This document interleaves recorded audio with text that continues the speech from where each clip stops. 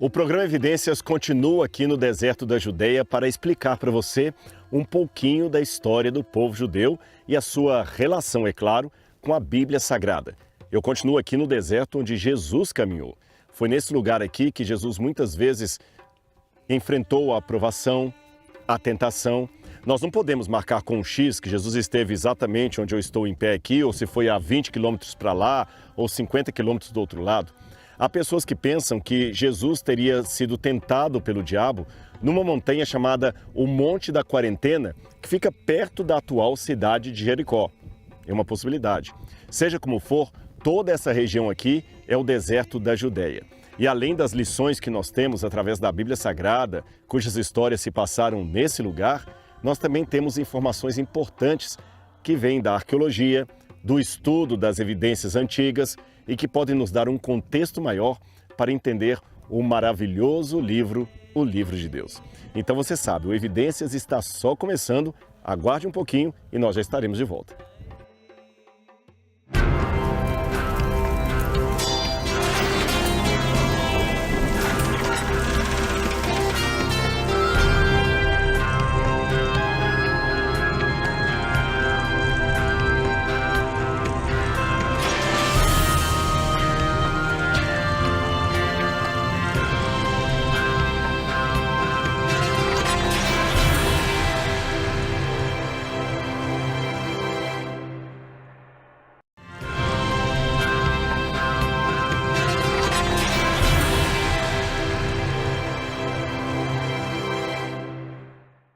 De volta com o programa Evidências aqui no deserto da Judeia, mas eu não posso entrar no assunto de hoje sem primeiro oferecer para você, inteiramente grátis, o Guia de Estudos Evidências. Olha, veio do Brasil até o outro lado do mundo.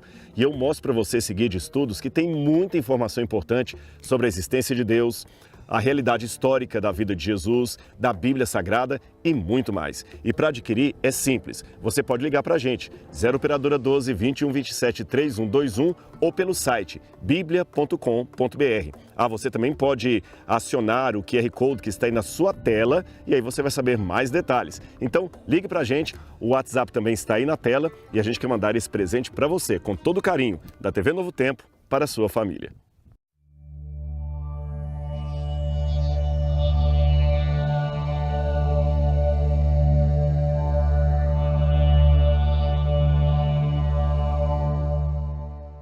De volta com o programa Evidências e, como eu já mostrei nos nossos encontros passados, trazer você, ainda que virtualmente, aqui à Terra Santa, é uma forma de colocar a Bíblia dentro de uma moldura. É ajudar você a estudar a Palavra de Deus de maneira tridimensional. E para isto, nós não nos preocupamos apenas com a geografia, com o ambiente onde essas histórias tiveram lugar, mas também com outros episódios fora do texto bíblico que nos ajudam a entender o contexto político, social, econômico, religioso e, por que não dizer também, profético daqueles tempos. No programa de hoje, nós vamos estudar um pouquinho mais sobre uma batalha dos judeus que ocorreu justamente naquele entremeio entre o chamado Antigo e o Novo Testamento. Nós vamos conhecer um pouquinho sobre a história dos Asmoneus e a sua batalha contra os inimigos de Israel, aqueles que atacaram Israel e que não queriam permitir que eles fossem um reino. Só para lembrar, você que conhece as profecias, que conhece a Bíblia Sagrada, você sabe que Israel muitas vezes sofreu a pressão de ter inimigos estrangeiros dominando a sua terra. Desde que eles saíram do Egito e vieram aqui para a terra de Canaã, a terra prometida, eles enfrentaram problemas com os filisteus, com os amonitas, com os hititas, com os moabitas, vários povos em redor ali que não aceitavam os judeus ou os hebreus naquele tempo nesse lugar. Depois que eles constituíram uma monarquia, você sabe, na época dos assírios, vieram, por exemplo, reis como Senaqueribe ou Senaqueribe e destruíram as tribos do norte de Israel. Destruíram a Samaria, isso em 722 a.C. Depois que os assírios destruíram todo o norte, o sul ficou de certa forma subserviente à Síria. Quando conseguiram uma pequena libertação, pouco tempo depois veio Nabucodonosor com os babilônios e também destruiu o sul, Jerusalém, o templo. E a partir disto, do chamado cativeiro da Babilônia, época em que viveu o profeta Daniel, os judeus começaram agora a ficar subservientes ao reino dos persas, que foram os que dominaram o mundo após os babilônios. Apenas para você entender essa nomenclatura entre hebreu, israelita e judeu, eu vou explicar e você vai compreender de maneira muito simples. Judeu, na verdade, é a referência a uma das 12 tribos de Israel. Você lembra, havia 12 tribos de Israel, conforme os filhos de Jacó. As tribos do norte eram chamadas de Israel, depois da ruptura, e as tribos do sul eram chamadas de tribos da Judeia. Depois da época que os assírios acabaram devastando o norte, o que sobrou apenas foi o sul, a região da Judeia. É por isso que na época de Nabucodonosor, todos aqueles descendentes de Abraão, independente de qual linhagem viessem, eram todos inequivocamente chamados de judeus. Mesmo que fossem de ancestralidade da tribo, quem sabe, de Manassés ou Naftali, todos eram judeus. Quando Jesus veio na época do Novo Testamento, esses judeus também estavam enfrentando a oposição e a presença de um território inimigo aqui, de inimigos estrangeiros aqui, que eram os romanos. Agora, nesse meio tempo, entre os persas e os romanos, nós temos algumas coisas importantes na história de Israel. Em primeiro lugar, foi a reconstrução de Jerusalém e do templo na época de Neemias. Você pode ler isso na Bíblia Sagrada. Depois que os judeus estavam recuperando a sua terra, na época dos gregos, veio um homem chamado Antíoco Epifânio IV, que era da descendência dos Seleucidas. Na Bíblia Sagrada, você sabe que Daniel teve uma profecia, no capítulo 7, onde ele vê animais que representam impérios que dominariam o mundo. E o terceiro animal representa justamente o Império Macedônico, greco-macedônico, de Alexandre o Grande. E esse animal teria 4 cabeças, representando a divisão do reino macedônico depois da morte de Alexandre.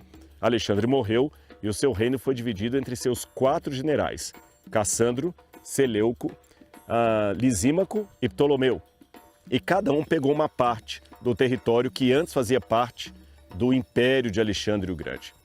Entre esses generais de Alexandre, um descendente de Seleuco, esse que eu falei chamado Antíoco Epifânio, veio com fúria sobre a região de Israel e provocou muitos estragos aqui. Ele foi um dos maiores inimigos e considerado um emblema máximo de grande inimizade contra o povo de Israel. Mas para conhecer um pouco melhor essa história e o local onde ela aconteceu, porque muita coisa tem relação com o ambiente onde eu estou, eu quero chamar novamente aqui a Lena para estar conosco. Eu já mencionei para vocês no programa passado, a Lena é estudante de arqueologia, ela já escavou em vários sítios arqueológicos aqui em Israel, inclusive em Tel Marechá, que é um lugar que nós vamos mencionar para você durante a fala dela, e também a guia turística aqui. Lena, quem foi, afinal de contas, Antíoco Epifânio e o que ele fez contra os judeus? Assim, ele acaba se tornando o maior inimigo do povo judeu do segundo período do templo. Um dos momentos mais significativos que a nação tem que suportar. Por cerca de 300 anos, os judeus vivem sob o governo de outra pessoa, quer tenham sido os camponeses no início ou a conquista de Alexandre o Grande, ou do Estado Ptolemaico e toda a família Seleucida, que lhes permitiu manter a sua fé e manter o templo até aquele momento, pelos dias do seu tempo. O povo de Israel já não pode continuar a praticar a sua fé da forma como a vê. Por quê? Essa é uma pergunta difícil. O que acontece exatamente nesses primeiros anos do seu reinado, ou nos anos do reinado do seu pai, que teve que mudar inteiramente a sua estratégia e a sua ligação política com o povo de Israel? Essa é uma pergunta interessante. Mas no final do processo, ele é a pessoa que põe um estrangeiro no templo, que coloca estátuas no templo e exige que os judeus rezem as estátuas pagãs, em vez de ao seu próprio Deus. E com isso, ele será o homem que será percebido na tradição judaica como o homem que iniciou a guerra entre os macabeus e o povo da Grécia. Você viu? Imagine-se então sendo um judeu daquele tempo, tendo um estrangeiro sacrificando um porco no altar do Templo de Jerusalém. O templo foi completamente desrespeitado, dessacralizado. Estátuas, como ela falou, de ídolos foram colocados ali. Agora, você sabe que a extremidade do homem é a oportunidade de Deus. E muitas vezes é no momento de angústia, sofrimento e provação que surgem os heróis do povo. Lena, quem foi ou quais foram os heróis do lado do judaísmo? Bem, se temos aqui homens maus que estão impondo aos judeus a ideia de seguir a fé pagã, obviamente, o homem que disse: "Quem está a favor de Deus, venha comigo", se tornará o herói máximo. Através do Macabeu, que reúne o povo e o conduz a uma guerra que milagrosamente acabam por vencer. Apesar de os números, pelo menos no papel, estarem com os gregos e, surpreendentemente, os judeus acabam por ganhar a guerra, libertando Jerusalém, limpando o templo, reiniciando a fé e os sacrifícios a Deus no templo, como sempre foi pretendido. E com isso, ele também começa e cronometra uma dinastia na terra de Israel, pela primeira vez em séculos. Mas pela segunda vez na história, os judeus estão liderando a si próprios como nação. No início temos o herói Judas, que não precisaria ter qualquer outro título além do seu nome. Era mais do que suficiente ser Judas Macabeu. E o mesmo se aplica aos seus irmãos. Mas no momento em que o seu sobrinho João Hircano chega ao poder, ele não ganhou nenhuma guerra e agora vai chamar-se a si próprio rei e torna-se o primeiro rei Asmoneu, que irá estabelecer e continuar a ter essa dinastia, governando a terra durante cerca de mais de 100 anos. Você está vendo, agora é importante não confundir algumas coisas. O Judas Macabeu que ela mencionou não tem nada a ver com o Judas que trairia Jesus no Novo Testamento. Esse aqui é um outro Judas. Aliás, o nome Judas, Yehudá, é um nome muito comum em hebraico. Yehudá significa louvor, tá certo? É um nome que vem desde a época dos filhos de Jacó. Um nome muito comum. A segunda coisa que você também tem que ver é que a partir daí, a partir de João Hircano, você vai ter uma nova linha de reis de Judá, como ela mencionou. E uma curiosidade para você também. Já ouviu falar no Hanukkah? Muitas pessoas até erroneamente pensam que o Hanukkah seria o Natal dos judeus. Não é nada disso. O Hanukkah é uma festa, uma comemoração civil e ao mesmo tempo religiosa dos judeus que tem a ver com esse período de consagração do templo após a retomada do seu ofício.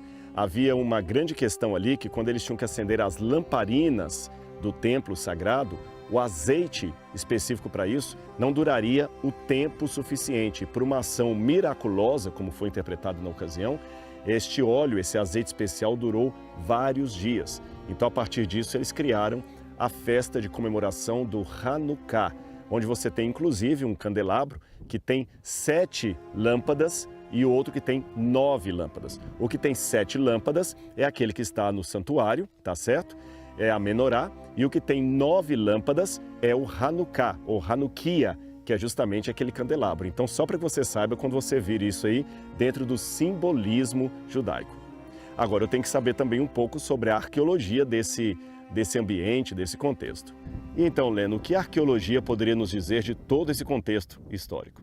A arqueologia pode nos dizer tanto que temos diversas descrições que nos foram deixadas pelos próprios macabeus no livro dos Macabeus, mas vir aqui torna as coisas realmente vibrantes e reais. Não estamos muito longe de Jericó, onde existe um edifício seleucida fortificado que foi destruído e novamente fortificado pelos próprios asmoneus com o objetivo de assumir o controle dessa parte do país, à medida em que se tornavam a sua própria monarquia. Quanto mais longe começam a conquistar outros terrenos, mais e mais fortalezas nos rodeiam nessa área. Não muito longe de onde estamos, a leste, temos a fortaleza de Horvat, o muro. E aqui temos a primeira fortaleza que foi construída em honra do primeiro rei Asmoneu, João Hircano. Quer tenha sido Hircano ou seu filho quem o construiu, dando o nome dele como forma de homenagem. Essa foi a fortaleza que se manteve por último para a dinastia Asmoneia durante todo o tempo. Os asmoneus continuaram a fortificar e a manter esse local fortificado como uma das principais portas de acesso a Jerusalém. E, portanto, talvez este tenha sido também o último lugar onde escolheram fugir, nos dias em que todo o país atravessava uma guerra sem fim entre Roma e Pérsia, que no final foi ganha por Roma.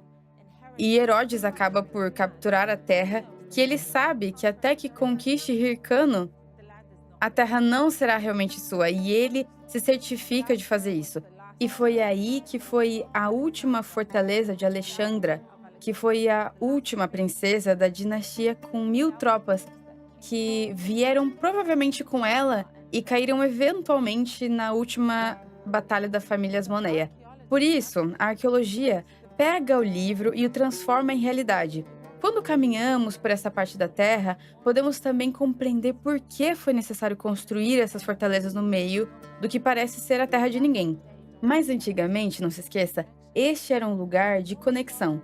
Não muito longe daqui, no espaço de algumas horas caminhando em direção ao litoral lá embaixo, teriam chegado ao ponto de atracagem onde os reis ou a família Asmoneia poderia facilmente ter entrado nos seus enormes navios e navegado por todo o Mar Morto. Assim, esse foi um lugar que permitiu a ambos serem altezas reais com palácios dignos.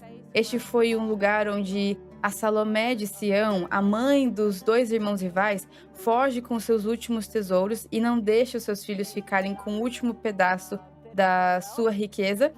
E este vai se tornar, eventualmente, o lugar onde cairão nas mãos dos seus captores, os romanos, liderados pelo próprio rei Herodes. Vocês viram que ela falou do rei Herodes. Aqui a gente começa a entrar um pouquinho no contexto do Novo Testamento. Esse rei Herodes que ela mencionou é justamente aquele Herodes que no Evangelho é visto como perseguindo Jesus e tentando matar Jesus ao nascer e, por isso, praticando o infanticídio de várias crianças ali na cidade de Belém. Lena, e tem mais alguma coisa de arqueologia, alguma dúvida que você tem, alguma coisa que ainda não foi muito clara do ponto de vista arqueológico? Claro! Vamos cavar esse local antes de mais nada e descobrir. Há tanto que podemos aprender com o estudo e com algumas escavações que foram feitas no local que puderam nos ligar ao livro de Macabeus e à história do desenvolvimento desse período de tempo tão crucial. Penso que temos de aproveitar a oportunidade e escavar locais como a Hircânia, que podem realmente revelar como todo esse processo de tumulto político do 2º século, do 2º período do Templo. Ou seja, como você vê, a arqueologia ainda também luta com oportunidades para escavar, para descobrir. São dificuldades, às vezes, financeiras, de segurança, políticas, por que não? E falando em dificuldades ou questões políticas, eu quero perguntar para a Lena alguma coisa a respeito dos sacerdotes. Havia alguma relação conflituosa ou harmônica entre os sacerdotes da época dos Asmoneus e o próprio rei? A questão aqui no início, Judas Macabeu representa as pessoas que querem continuar a viver dessa forma, mas são também uma família de sacerdotes. Com o tempo, parece que a dinastia Asmoneia se separa das suas origens, do fato de terem sido uma família de sacerdotes e de se tornarem cada vez mais uma família que reina, uma família de reis. E por isso parece que começam a ter tensões entre a liderança do povo, que é a liderança religiosa, e a liderança do povo, que é a monarquia, ou a liderança política. Essa brecha continuará a evoluir para o tumulto político que conhecemos na época de Jesus, quando vemos as diferentes seitas e a eventual queda de Jerusalém nas mãos dos soldados romanos e na grande revolta fracassada. Mas, se olharmos para essas montanhas que rodeiam Jerusalém a partir do Ocidente, podemos imaginar por que a maioria das pesquisas que tentaram descobrir qual era a rota que a família dos padres tomou, especificamente num dos vales, subindo atrás da Hircânia em direção a Jerusalém, e não a estrada principal, que a maioria das pessoas utilizava mais a norte, porque aquela era mais defendida e provavelmente mais fortificada. Você percebeu? Tudo isso nos ajuda a criar também o contexto para o início do Novo Testamento, ou seja, o período que antecede o movimento de Jesus, do cristianismo por si mesmo. Agora nós vamos entender um pouco melhor as páginas que iniciam ali os evangelhos. nós vimos aqui sobre Herodes o Grande, nós vimos a luta pelo poder, ou seja, muita coisa que estava acontecendo ao mesmo tempo. Em outras palavras, o cristianismo não nasceu num vácuo, ele nasceu dentro de um contexto. E a análise, o estudo desse contexto, me ajuda a compreender muitas vicissitudes, muitos comentários, muitos comportamentos e até muitas ênfases dadas por Jesus e depois os apóstolos dentro das páginas do livro sagrado. Você tem muita coisa para entender, ou seja, Bíblia não é um livro para você simplesmente lendo assim, como se estivesse lendo o jornal da tarde. Você deve estudar com profundidade, tempo e espírito de oração para entender melhor o que Deus quer falar com você através desse livro. Sim, porque Deus quer se comunicar com você através da Bíblia Sagrada. E continuando, portanto, esse estudo aprofundado, eu ainda quero aproveitar a presença da Lena para perguntar um pouquinho mais sobre elementos dessa história toda. Lena, nós falamos aqui sobre Alexandra, que foi a última rainha ali da dinastia dos Asmoneus. E logo depois disso vem o mais famoso rei, pelo menos para aqueles que estudam o Novo Testamento, que é o rei Herodes. Qual a relação dele? Como ele entra nessa história? Você poderia nos dar uma ideia de quem foi esse rei Herodes e como ele entra na história dos Macabeus? Então, é aqui que Herodes faz o seu trabalho habitual. Se o tirarmos dos Asmoneus, ele o reconstruirá, mas ele irá construí-lo muito maior e tão maior que quase qualquer rememoração da atividade asmoneia aqui irá desaparecer. Assim, no serviço que foi prestado no local, o que pudemos ver é que ele aumentou o tamanho da montanha, provavelmente para criar uma plataforma maior que lhe permitiria construir uma fortaleza maior do que a que os Asmoneus tiveram aqui, mais impressionante, mais luxuosa e talvez mais secreta. Porque o que lemos nos escritos de Flávio Joséfo naquele tempo é que a Hircânia se torna o lugar onde o rei Herodes faz as coisas impensáveis aqui no deserto, longe de Jerusalém e dos olhos do povo. Ele pode escravizar as pessoas, ele pode fazê-los cavar cavernas profundas que vão para dentro da montanha, cerca de 120 metros, talvez como uma forma de escravatura. E pode mesmo nos seus últimos dias de doença ordenar o assassinato do seu próprio filho e o enterro aqui fora num cemitério que foi reconhecido como um segundo cemitério do templo e no vale por baixo do próprio local. Assim, vemos que esse local fortificado se torna nesse escuro quase uma masmorra ou uma prisão que foi usada para lidar basicamente com rivalidades políticas que o rei Herodes tinha para si próprio. E mais tarde, quando a revolta aconteceu, talvez até os rebeldes tenham acabado por vir para cá e aproveitaram a área fortificada que Herodes tinha para si, tal como fizeram em Massada. Mas isso ainda está para ser determinado após uma escavação. Muito bem, pessoal, vocês viram quantas coisas, sabe? Tem um estudo curioso chamado psicobiografia, que é quando você analisa uma pessoa do passado, um vulto qualquer, pelos elementos emocionais que ele deixou registrado na história, pessoalmente ou por aqueles que o conheceram. Assim, nós podemos ter uma visão, digamos, psicológica daquele indivíduo, reconhecendo inclusive as razões emocionais, os traumas ou, quem sabe, os tabus ou ainda os recalques que não justificariam, mas explicariam alguns dos seus comportamentos. Esse exercício foi feito em relação a Herodes o Grande por vários historiadores. E quando eles analisam a figura de Herodes, fazendo evidentemente um cruzamento de dados com toda essa informação e também com aquilo que nós podemos aprender com os psicólogos behavioristas, comportamentais, nós descobrimos que Herodes era genial por um lado, um hábil construtor, um hábil administrador das finanças, mas ao mesmo tempo um homem de sentimentos patológicos não resolvidos. Um homem que acalentava o próprio ego e, em razão disso, tinha uma constante agressão para com todos aqueles que estivessem próximos a ele, porque ele estava sempre pensando numa situação, quem sabe, de um maníaco depressivo, que alguém estaria a ponto de tomar-lhe a coroa. Aliás, quando você estuda os escritos de Flávio Josefo, que Helena mencionou, um historiador judeu do primeiro século, você fica abismado com as coisas que aquele homem poderia fazer. Isto está de acordo com o que nós lemos no Evangelho, que quando ele soube, por parte dos magos que vieram do Oriente, que um recém-nascido rei dos judeus havia chegado ali na região, ele ficou apavorado e queria de qualquer maneira matar aquele rei que era Jesus Cristo. Não é, portanto, do ponto de vista histórico, um absurdo imaginar que ele teria sim condições de ir a Belém ou mandar os seus soldados ali e matar crianças inocentes. Como foi mencionado, aqui perto de onde nós estamos, bem ali atrás, ele mandou matar os seus próprios filhos porque tinha medo que alguns deles poderiam tomar-lhe a coroa. Aliás, ele mandou matar a própria esposa que ele dizia amar, o seu próprio irmão de quem ele dizia ter tanta afeição. E é interessante que ele matava os seus parentes e depois os homenageava. Por exemplo, Mariamne e Fazael, sua esposa e seu irmão, foram homenageados depois da morte com uma torre construída em Jerusalém. Já pensou que loucura? Você já percebeu o que está por detrás daquele personagem mencionado na Bíblia Sagrada?